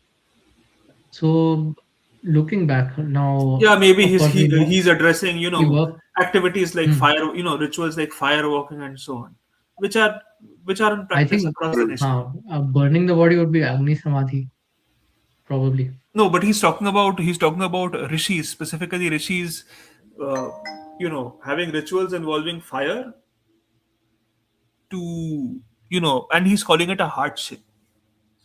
Probably Agni Yes, Samadhi, probably not, because in Agni Samadhi the person doesn't survive. So he's talking about something which is looked at as a hardship. So maybe those different rituals that they perform during Charak Puja, or different times of the year when they have public austerities, public performances. So yeah, which is so which is piercing so. themselves and yeah, so on. yes, Rishi. Yeah, Yeah, yeah. yeah. So I wanted to say this, that the allegation that he's putting is so like disgusting in a way that the ones who are going through hardships, they go for their own sake. Or like most of the times we see that, right? Like someone did some pratigya or some sort of a promise that, okay, I shall do this for you, the Lord, and then he does this hardship. In the meantime, when others are seeing it and respecting that sort of conviction and going and respecting them, he's alleging that the guy who's doing the penance is actually doing it to get reverence of others, not because he has his own conviction or his own motives or any sort of high purpose at all. Like, who the hell is he to allege anything to anybody? Like, how are you the primary authority to say that, okay, you are doing it because you want followers? Because nobody goes through hardship and dangers because they have their own conviction. No, no, you do that because you need to get followers and you need to become cult leaders and so on. Like, what the hell? That's why also the nature of Brahma worship, it is essentially about, you can say, having fun in a sense. They sing songs and all Hmm. that. They discuss literature in a Yeah. very, you can say, fancy manner. So yes, it is without hardships, without any penances, without anything really. Without any In fact, responsibilities, basically. Nothing binding you to the community. But what one you thing does bind them, that they want to make others give up their responsibilities that they feel is yeah, their responsibility. Yes. They want to I expand their mean, flock, basically. Very similar in ways to the free will concept in Christianity. So yeah. the best way to get followers is in fact to say that, okay, you shall not required to go through hardships at all. Follow me, I shall teach you something very simple and very eloquent, and you will feel happy and so on. Like, you are the ones who want followers, it's the other guy. He's alleging, it's like self projection. He's what he is doing is he's imposing his own intentions upon someone else. At least it feels like that to me. And as a rule, the you can say a majority of people do follow, in a sense, those who are authorities above them. So would it make sense to follow someone who has committed to austerities, or to follow someone who abstains from austerities entirely? Yeah. Also, you see, like going through hardships and austerities, aren't the Brahmo Samaji, didn't they allege these sort of allegations on Rammohan himself? When they say every single time that he went through so much pain, the society was against him, that group was against Yes. him, that group was against him. What is that about then? What should we allege the same thing over here then? What he's saying right now? To be fair, it is the Brahmos who say that and not Ramon himself. Unless he has self-victimized somewhere, then maybe we can add to that point. Otherwise, the Like Brahmos. in some parts he has done this. Like in one of his letters, he alleges Oh, that I right. am Complaining abused about the by my own missionaries. people. That case I Yeah, know about, missionaries. when he's Yeah, complaining about the missionaries in a very crude manner. yeah. Like also in one of the letters he says right that the Brahmins who abuse me also agree with me. So he plays that card as well. Like see, I had to suffer through so much tribulations and so on. So much for being. That they have to uh, begrudgingly accept my words. yeah. So he's alleging Oh, himself to be a victim. Funny how things change. right. So we can move a little further ahead. The most of this is basically part of the same argument. Hmm. Here, I think he quotes again a verse of Quran or something else. So many Oh no hypocritical no no acts no. of the Sheikh, Mhm. that is It spiritual may be leader are not. Persian poet. Yes, yes. It might be Persian poet. Yeah. Okay, okay. That is spiritual leader are not worth a mite. Give comfort to the hearts of the people. This is the only divine doctrine. Mhm. This is not. This is a very strange verse. Wherever he got it. In short, the Borderline individuals of Charvak. mankind. The individuals of mankind regarded as those who are deceivers and those who are deluded, and those who are not either, belong to four classes. Firstly, a class of deceivers who, in order to attract the people to themselves, willfully invent doctrines of creeds and faith and put the people to trouble and cause you disunion amongst them. Secondly, class of deluded people who, without inquiring into the facts, adhere to others, the followers. Thirdly, class of people who are deceivers and also deceived. They are those who, having themselves faith in the sayings of another, induce others to adhere to his doctrines. Fourthly, there are those who, by the help of Almighty God, are neither deceivers nor deluded. Okay. Um, then he quotes Hafiz: "Be not after doing injury to any being, but do whatever you please. For in our way there is no sin except it, that is injuring others. This is entirely liberal." Entirely liberal. Yeah. Basically, the you quoted, I think, Thomas Paine, right? That principle. Yeah. Yeah. Pain principle. Yeah. You shall not exercise your right, which uh, creates oppression for the other.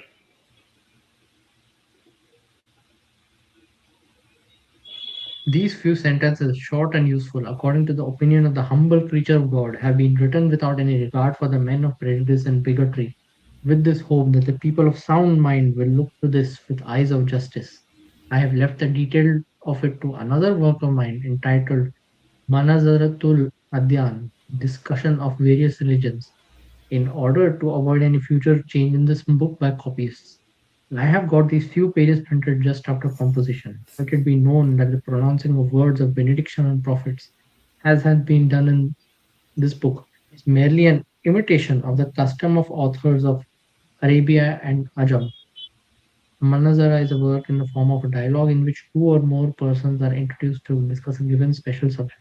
So, about this book, basically, it is a comparative religions, basically comparing religions and their arguments. E- And some places they say that this is basically inspired from the book Dagestan. What is it called fully? Hmm. Dagestan something. Yeah, Dabistan. Rishi, do you remember the name? Yeah, yeah, I'm searching it right now. Yeah, Yes. So it is it's an amazing some reference that you people. gave, Dabistan.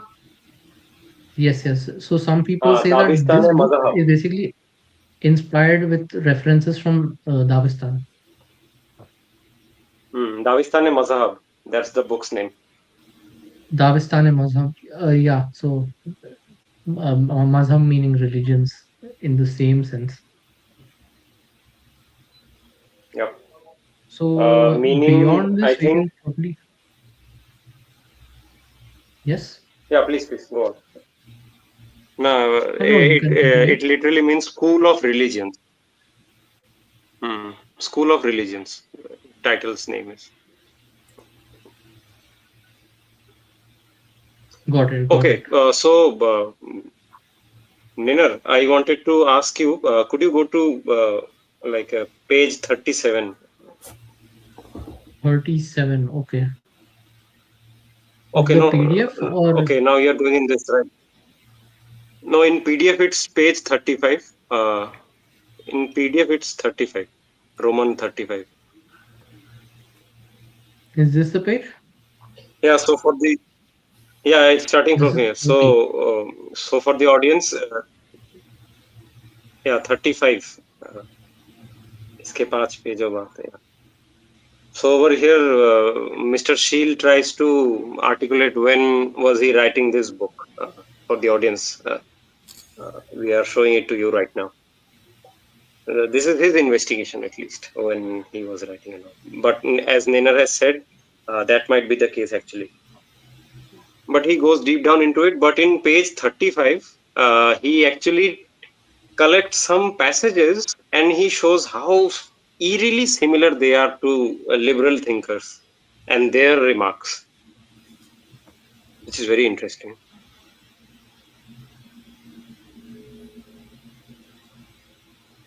Yeah, So Patriot, do I anything scroll that you down? have to. Do I scroll down or You do you can want to read maybe. from here? Uh, do we need to read from this? Okay, let's read them. Uh, in Mr. Leonard's History of Brahmo Samaj, these sarcastic remarks are said to I occur in think the we should read the Tufat, but remarks certainly first. We no. should read the remarks first. So read the Okay, remarks okay, okay, first. okay, okay. Hmm. If we take So the Murshidabad, If you remarks take are of Mr. Sophia Collett, who is a biographer of Rammohan Roy. So she writes, I conclude that it must have been in one of these, either the Tufat or the Manazara, the other text, that Rammohan made some rather sarcastic okay. remarks on Muhammad, to which reference is made by several of his biographers, as having excited an amount of anger against him among the Mohammedans, which was the chief cause of him removing himself to Calcutta. So, as you saw in the end of the text, he did call out, he did explicitly say that he wanted prophets of religions to be called out the same manner that he had called them out in by others. So he Hmm. did call out the prophet of Islam as well as a hypocrite. So that is there, and this is basically given the reason as to why he moved from Murshidabad to Calcutta. But I am not entirely sure if this is truly the reason because he was very well acquainted with Calcutta already. Because in the Yeah. period from 18 till 1804, wait a second, I think 1799 to 1801, 1802. Probably he was in with who was that? The Sir John Woodruff's father, right? I think he was not in Yeah. Murshidabad at that time. I think so. Yeah, he was not there. Yeah, And even he was Sheel over also here already later on, as you lending mentioned. money to people in Calcutta at that time. And he knew, of course, he was also a translator at Fort William College for some time. Right. At least some references to that are there. Hmm. Precisely. And also, In like, our I mean, investments were shifting to Calcutta by then. Calcutta had emerged as the new commercial completely. center as far as Bengal is concerned, with the British having come and empowered Calcutta further. So he went where the money was. Absolutely. Yes. And look at the paragraph down where he says, "For we know nothing of Rammohan ever residing in Calcutta during 1804 or 1805." Like over here, it's given like this And sort No, of for Murshidabad these this is 2 story and matters. years. Murshidabad is not even the only place associated with Rammohan's publication of Persian. Uh, Yeah, yeah. See so this? Nagendranath Chatterjee Okay, writes. so the one So about 1804 or 1805 might be correct because 18 of, but this is in a different context. They cannot really call it out in that way because in 1805 he went with John Hmm. Digby to Rangpur in the north. mhm. Hmm. Yeah, and both were See 1804 this? he was It's definitely written in over here. Murshidabad. It's written over Yes, here yes. as well. See, book the book written by Gorikanta Bhattacharya, Rammohan's Rammohan's opponent. opponent at Rangpur. Yeah, that the Raja wrote Persian pamphlets there, as also translated portions of the Vedanta into Bengali. See this? Right. Yes. Whether Rangpur or Murshidabad be the place where the Tufat was published, it is certain that it is not the anti-idolatry pamphlet alluded to by the Raja in his first appeal to the Christian public. Yes, true. Because he's not going very, it's not a focus on idolatry in this. So that is there. Mm-hmm. And if in the other case, if he had published this from Rangpur, then the accusation that he was hounded by Maulvis, that would be kind of not really true because then he stayed in Rangpur till 18 of 14 or 18 or 12. So see over here as well, you both can comment on this. Again, this notion of persecution, hardship, danger is being harkened back to. True, Like true, true. Rammohan has to be made a object of persecution.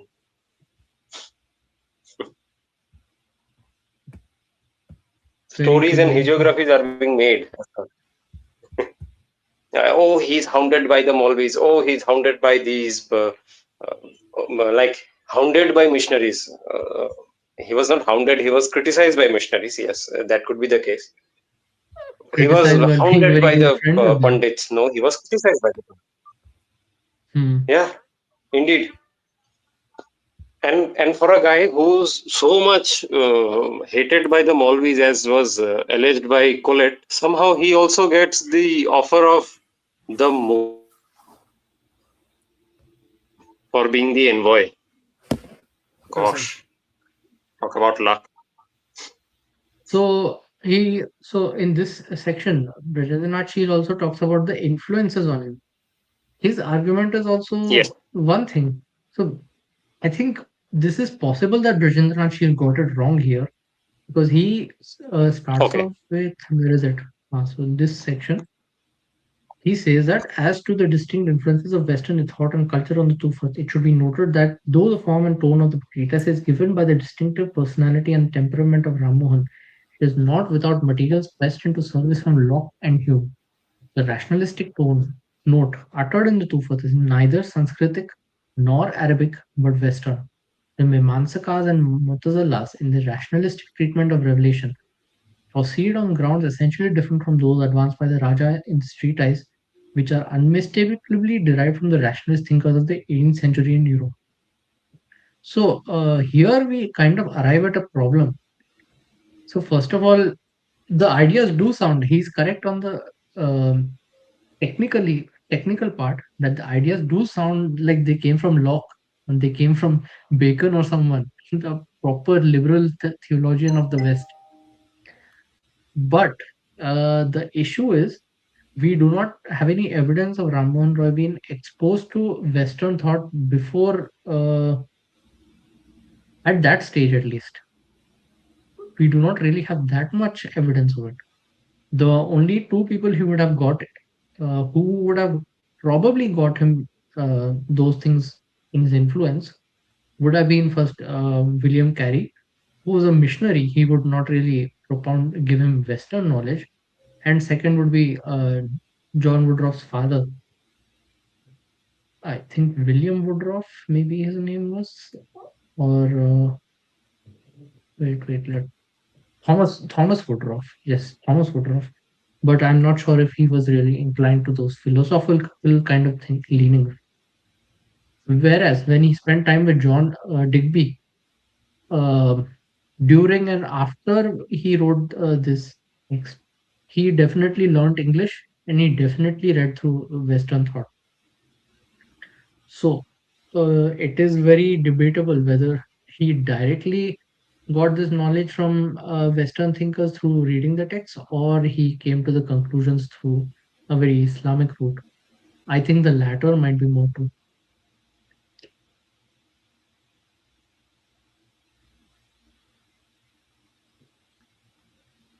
Hello. Yes, precisely. He possibly adopted the latter route without having read much Yes, into it. because he was already very, you can say, acquainted with the rationalists of Islam itself. Not just him, even his father. His father was involved in the same kind of profession.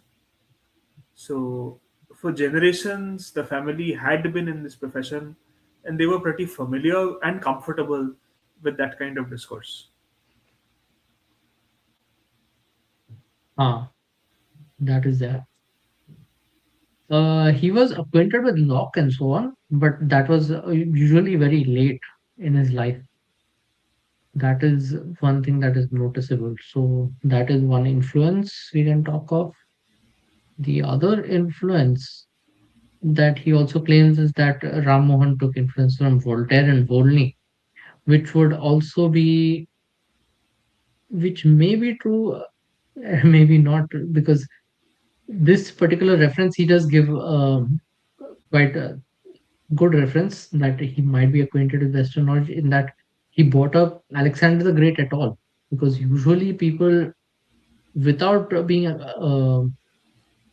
acquainted with Western knowledge, they don't think of Alexander as really important in a sense, even among Persian chroniclers. So that might be an evidence to his exposure to Western thought. Yeah, Yes, so that was seems like it. that.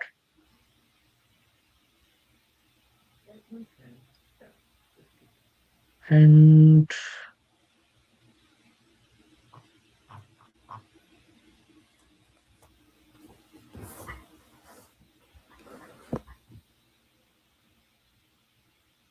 let me just search for any other decent arguments we can discuss here. And something we can point out is that he uses the Persian poets a lot. So, and as you know, there were Sufi poets like Hafiz and so on, who Oh, were quite yes. liberal in their thought, not really interested in ritual, not really interested in the, you can say, doctrines of religion, and more interested in, you can say, the romanticisms, the vague idealizations, whatever you might want to describe it That as. is the one card they have, like, he played basically. I mean, the romantic poets who were liberal in comparison to what most people in that faith were like. So they tried to maximally utilize those, I mean, the words of such people who kind of stood out Okay, as this is exceptions. interesting. So Bridgetnath Sheel writes here that he applies the terms of Arabic logic. He declares the absurdity of the proposition that all religions are true at one and the same time. Uh, Even when it is established that all religions cannot at one and the same time be true, it may be contended that certain religion may be true and the rest false.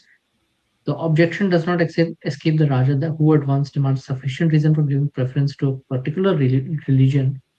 So he does basically wants uh, sufficient reason to give preference to a particular region, So Unitarians do while that. also, huh. So, and here it is elaborated, the principle of sufficient reason had long been an accepted canon in Arabic logic. It was through Leibniz that it found its way into European logic in the 17th century. We might have to look into this, the concept of sufficient reason. This might be quite an interesting thing to look into, because then by that logic he is kind of coming from this school of thought as well. That might be the reason he is kind of propounding.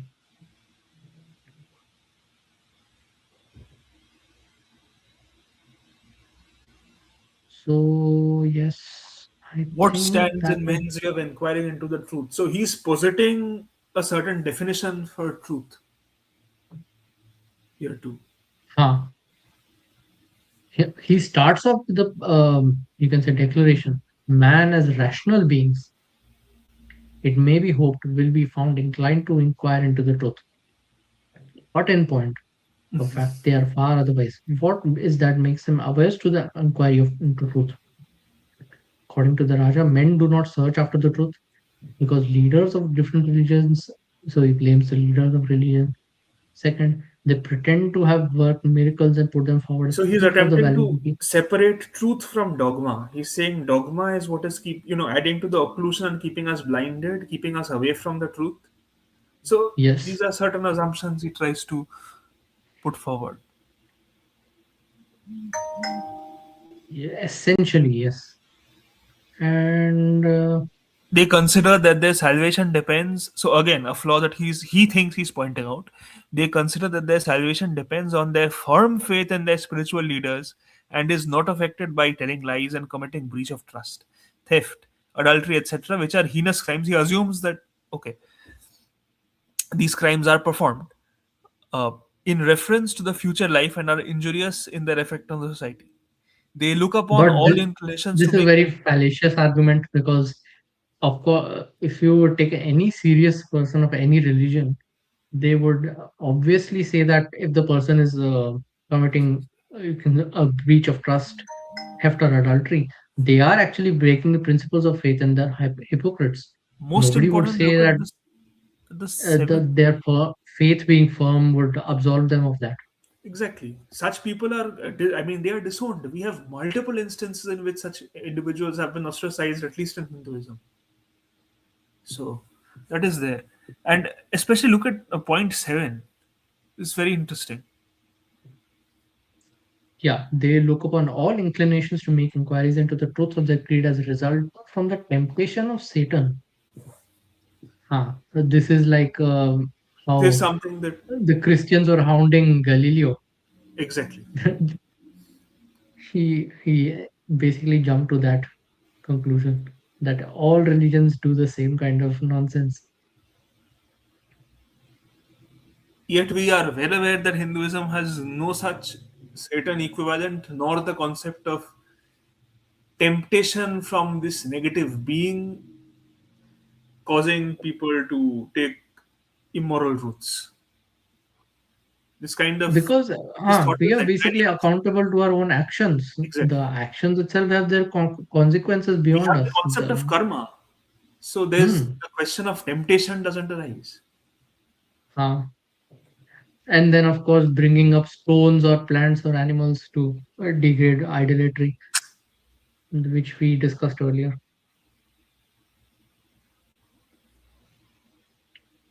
Rishi, did you have any point from the analysis of Bridendra Chil on this? सो ये एक इधर हम देख सकते हैं ये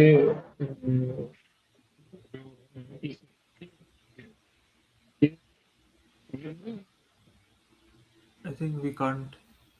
Hello? Your cognitive kernel.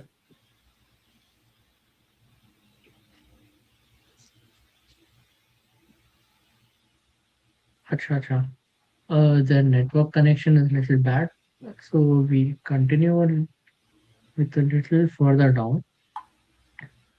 So, according to Ram Mohan, men cannot do without believing in the soul and in the next world. Okay, this we also discussed. So, how should we investigate the truth? There is, says Ram Mohan, an innate faculty in man by virtue of which any person of sound mind making honest and impartial inquiry into the nature of principles, religious doctrines, primary or secondary, laid down with different nations, can legitimately hope to able to be able to distinguish truth from untruth and the true propositions from the fallacious ones. Also, to arrive at the belief in the one being who is the source and origin of the harmonious organization of the universe, and to devote himself to the good of society. So, there are a lot of assumptions in this. First, the idea of an innate faculty that he does not really elaborate that such a faculty must be trained, and such a faculty is trained by, you can say, tradition, whether it be in school or whether it be in more traditional environments. Such a faculty must be trained to actually be able to distinguish between what is true and false. Second, his end goal, that becomes the good of society, which is very vague. Of course, it will come out to be sort of Charvaka side kind of conclusion at the end. The very just wants material pleasure or something. Probably that. The only rule being not to injure others, as he quotes Hafiz. Everything is allowed. Yep. So Rishi, we were discussing in between that he brings up the, I think Brindranath Shir only brings up that this his Hmm. idea of reason is basically derived from Arabic logic, which was so here it is. The principle, the objection does not escape the Raja who at once demands sufficient reason. You should hold this together, these Okay. two words, for giving preference to a particular religion. Principle of sufficient reason had long been an accepted canon in Arabic logic. It was through Leibniz that it found its way into European logic in the 17th century. So one possible argument here is that idea Hmm. of sufficient reason which Rammohan Roy himself brings up, that is through a tradition in a sense. Why has he not refuted it? True. Amazing reference. Yeah. Why hasn't he refuted this? It might be a very different kind of testimony. I mean, that logical system also has come through, what did he say? Tawatur, right? The chain of narration. Through that, he has Yes, learned this system. So, why not be skeptical towards it?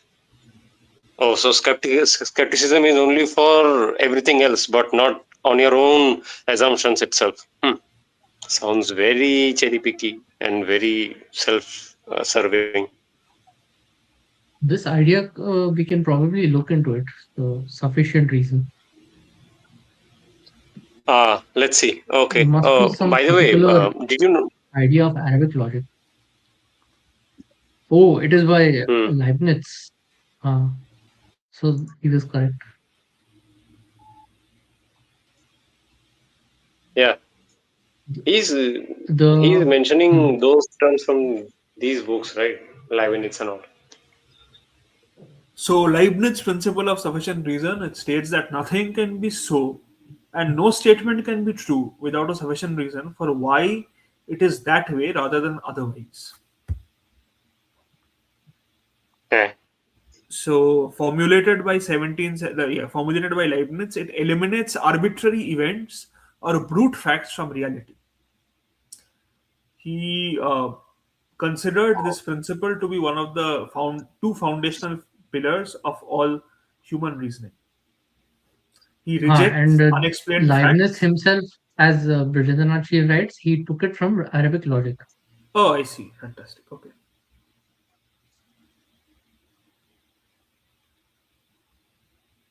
It is Leibniz called a used this principle of principle to sufficient deduce the reason. existence of God.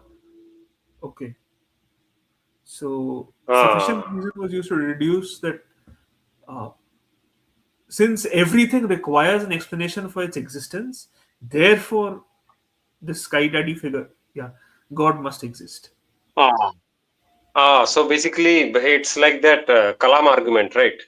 You both may know that. Uh, that William Lane Craig, that missionary guy, uses it right now, which he also references it from Al Ghazali, who made this argument, right? That the everything has a cause, the world has a cause, and the world Therefore, cannot the have God must infinite cause. Therefore, there must be one single cause, and that is God.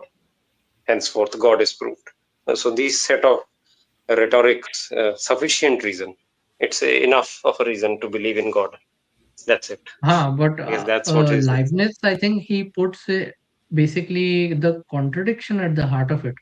So, but the idea of cause you brought up, that is basically the same ending point which it reaches. And also, it seems that Hmm. Leibniz postulated something else, that because there are infinitely many ways the universe could have been, there must be a sufficient reason why God, because again, he believes in the entity, chose to create this specific reality. So, God's sufficient reason for creation was to actualize the best of all possible worlds. What? So apparently, David Hume actually critiqued this sufficient reason. He said that we can logically conceive of an object or event coming into existence without a prior cause, meaning a cause is not an absolute logical necessity at all. That's Right. the argument which David Hume gave. He rejected cause and effect, right? Many people know that. I mean, things David do Hume. happen spontaneously, so there's no reason why everything should have a cause. Yeah, and if you take Arguably, something that starts off, that might be spontaneous, and everything after that might be cause and effect after that spontaneous event. so now someone may allege to us, right, that oh, you Hindus believe in cause and effect, right? Yes, we do, but not in this sense at all whatsoever. No, That no, just because no, no. there is. You see uh, the same cause and effect argument. The Hmm, idea of a cause even or you can say the cause even starting, that means it has to have a cause preceding the cause. So what is the cause of all causes? That would be the start uh-huh. point. Hmm. That's the argument against infinite regress, right? Because like for us Hindus, there could be infinite sets of causes, but that is denied by these set of people. Like no, no, no, no. There cannot be this. There should be only one damn cause, and therefore God exists. And so Like that's we the come whole to the next argument. question: are all religions in the world false then? Is something that he picks No, up. no, this one we discussed a little further down. Oh, We were going to discuss investigation of truth. We discussed, I think, here, probably here. revealed religion as opposed to natural religion. Okay, what is natural religion Oh, exactly? Religion given by God Would you like Himself. to discuss this? You can read this out if you. Yeah, okay. The yeah. Raja and the I'll read it then. The Raja and the Tuhfat recognizes no historic revealed religion. God is no respecter of persons or races. It is quite evident that all men equally enjoy the external blessings of nature, and no less equally do they suffer from inconvenience and pain. The fact of their being followers of a particular religion having nothing to do in the matter. As in the external world, so in the inner world of reason and conscience, law holds good, leaving no room for special intervention or dispensation. Hence, the Raja argues that it cannot be maintained that all men have been created to observe the tenets of a particular religion, the followers of other religions being made liable to punishment. Lots of assumptions here.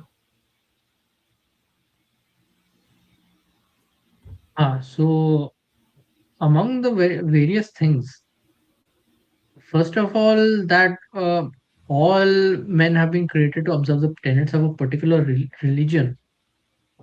That may be okay. I do not see how he refutes that with his argument. Uh, what else comes up here?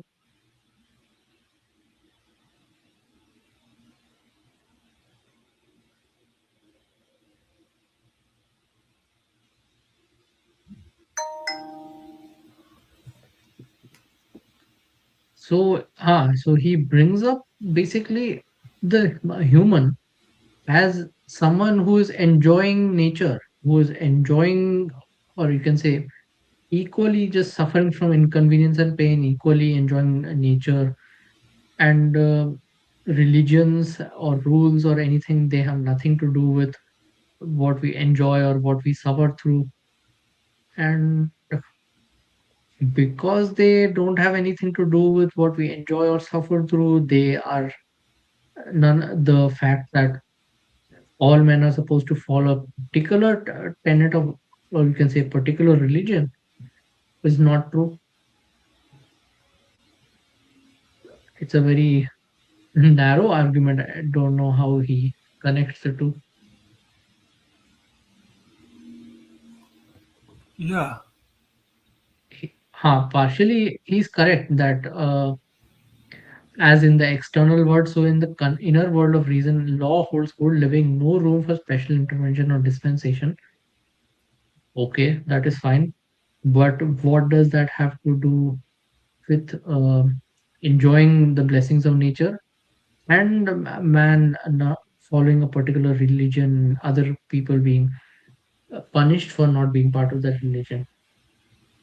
Is he saying that because all are suffering from inconvenience and pain through their bodies, that religion has not offered them the same benefits, precisely. that they are Yes. not?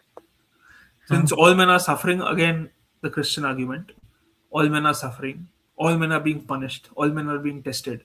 Therefore, religion is not offering them any magical antidote.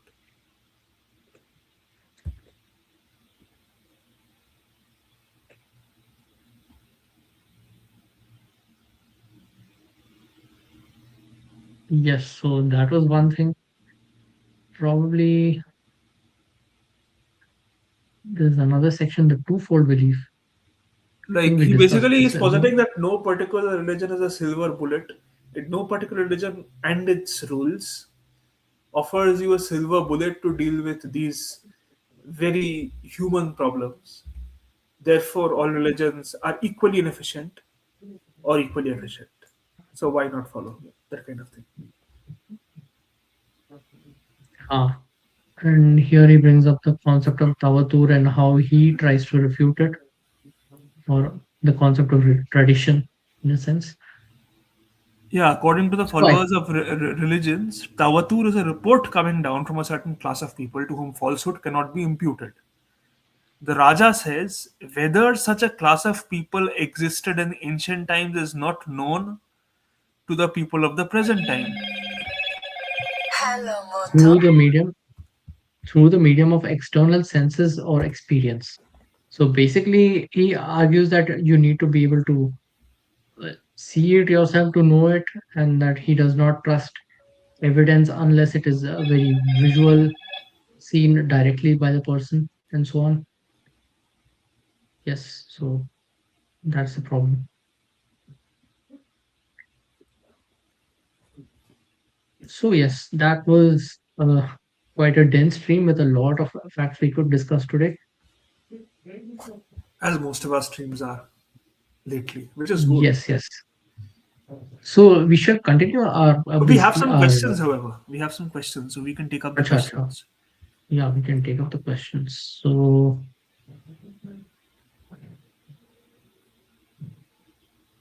mm,